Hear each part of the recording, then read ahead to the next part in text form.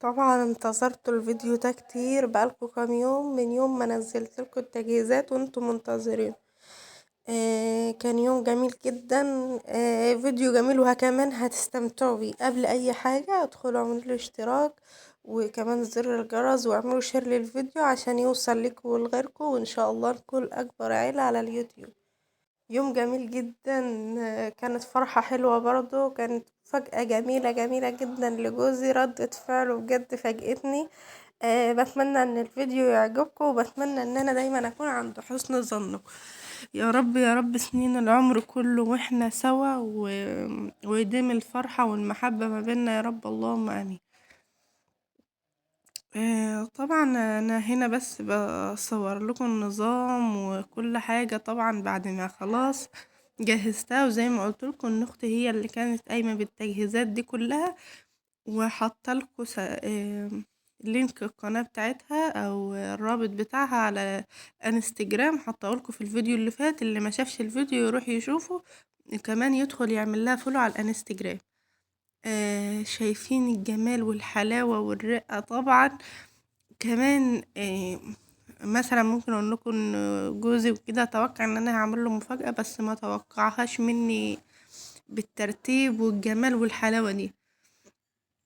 وكمان كل حاجة كمان عاملاها في البيت ده كانت اجمل واجمل واجمل بصراحة. طبعا ربنا يديم يا رب المحبة دي ما بيننا. حرف الان ده اللي هو انا ندى، وحرف الاي ده حرفه.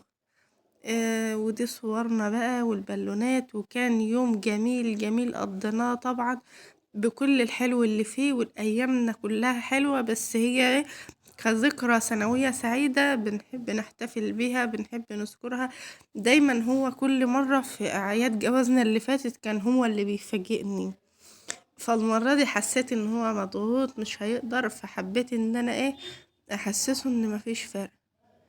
ف هنا كنت بقول لكم هاي ازيكم عاملين ايه، تعالوا اما نشوف ردة فعل. حبيت افاجئه، وبصراحة يعني كانت حاجة حلوة جدا. هنا انا خلاص عرفته وقلت له ان انا محضره لك حاجة، فهيروح خلاص ان هو يجهز نفسه وكده. تعالى نشوفها هي ايه. وطبعا هو عارف ان النهارده عيد جوازنا بقى في اللحظة دي وكده. بس ما كانش شاف اللي انا عاملاه ده كله. قلت له جهز نفسك على اساس انه في حاجة حلوة جدا. آه، كان مبسوط جدا فرحان يا رب دايما كده يقدرني واقدر اساعده زي ما هو مفرحني دايما. ربنا يخلينا لبعض ويخلي ولادنا لينا ويخلينا ليهم، اللهم امين، ويديمنا نعمة يا رب في حياة بعض. هو اتفاجئ هنا طبعا. كنت محروجة جدا في اللحظة دي، مش يعني محروجة من ردة فعله، يعني انا ما توقعتهاش انه كده يعني. كمان كنا قدام الكاميرا، فعاوزة اقول لكم ان الفيديو ده واقعي جدا، واقعي واقعي بعيدا عن التصوير وعن اي حاجة. فالفيديو كأن مفيش كاميرا. ما قصناش منه حاجة، مفيش اي حاجة، يا دوب بس زي ما وريتكم كده كل حاجة مترتبة جنب بعضها. بس من اول هنا بقى كانت خلاص لسه فاضل حاجات بسيطة والساعة تيجي 12. هنا انا بتخض من صوت البتاع دي وهي بتعمل، فخلاص كده. ده كان يومنا، ده كان اللي قدرت اصوره لكم. كان اليوم جميل طبعا. والكاميرا هنا كانت باظت خالص. احنا هنا خلاص وصلنا لنهاية الفيديو. بتمنى ان الفيديو يكون عجبكم. انتظروني في فيديو جديد ان شاء الله، والسلام عليكم ورحمة الله وبركاته. وشكرا. شايفين انتوا اللقطة دي؟ تعالوا نعملها تاني تاني، لان هي انا من غير قصدي جت على عين.